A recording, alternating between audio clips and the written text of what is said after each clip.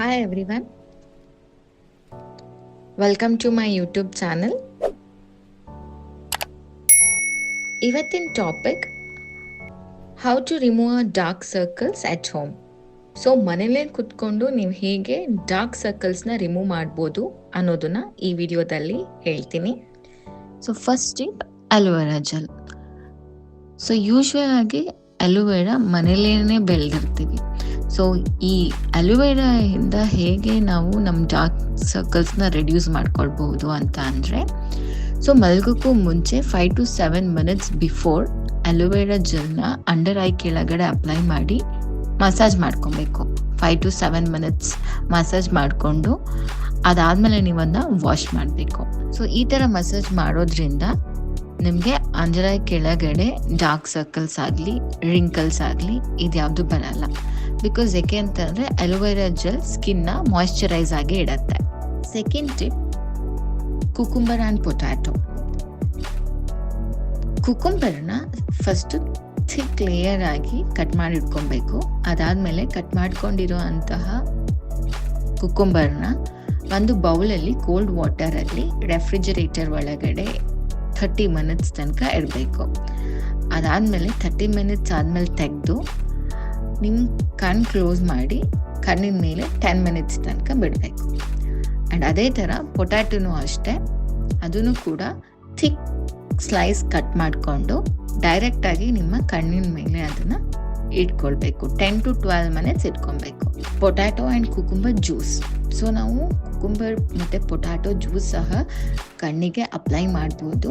So cotton ಬಾಲ್ಸಲ್ಲಿ ಜ್ಯೂಸಿಗೆ drip ಮಾಡಿ ನಾವು ಕಣ್ಣಿಗೆ 1 to 3 minutes ತನಕ ಬಿಡಬೇಕು. ಸೊ ಈ ಥರ ಮಾಡೋದ್ರಿಂದ ನಮ್ಮ ಕಣ್ಣಿನ ಡಾರ್ಕ್ ಸರ್ಕಲ್ಸ್ ಕಮ್ಮಿ ಆಗುತ್ತೆ. Third tip, rose water.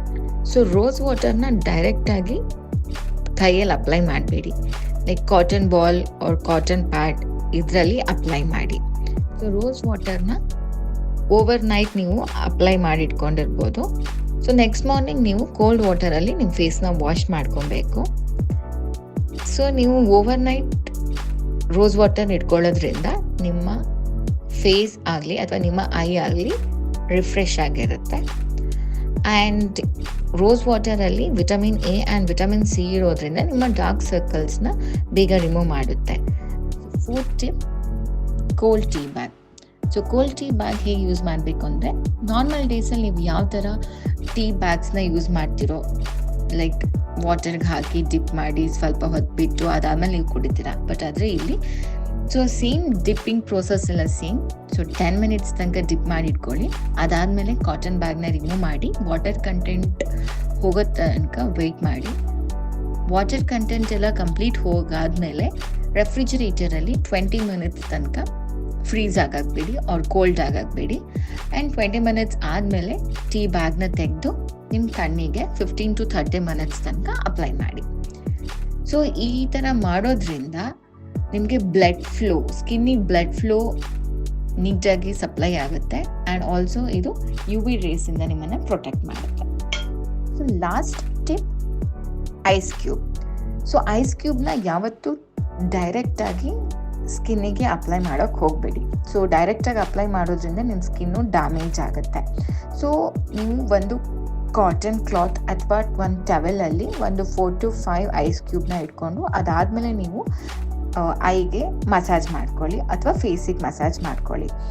So ಈ ಥರ ಮಸಾಜ್ ಮಾಡೋದ್ರಿಂದ ನಿಮ್ಮ ಕಣ್ಣಿನ ಕೆಳಗಡೆ ಏನಾದರೂ ಸ್ವೆಲ್ಲಿಂಗ್ ಏನಾದರೂ ಇದ್ದರೆ ಅದು ರೆಡ್ಯೂಸ್ ಆಗುತ್ತೆ. ಆ್ಯಂಡ್ ಆಲ್ಸೋ ಡಾರ್ಕ್ ಸರ್ಕಲ್ಸ್ ಮತ್ತು ಏನಾದರೂ ನಿಮ್ಮ ಕಣ್ಣು ಹತ್ರ ಏನಾದರೂ ಪಫಿನೆಸ್ ಏನಾದರೂ ಇದೆ ಅದು ಕೂಡ ರೆಡ್ಯೂಸ್ ಆಗುತ್ತೆ. ಸೊ ಈ ಪ್ರೋಸೆಸ್ನ ನೀವು ಪರ್ ಡೇ 2 to 3 times ನೀವು ಅಪ್ಲೈ ಮಾಡ್ಬೋದು. Thanks for watching. ಇದೇ ಥರ ಕಂಟೆಂಟ್ಗೆ ನನ್ನ ಚಾನಲ್ ಸಬ್ಸ್ಕ್ರೈಬ್ ಮಾಡೋದನ್ನು ಮರಿಬೇಡಿ. See you in next video. Bye bye.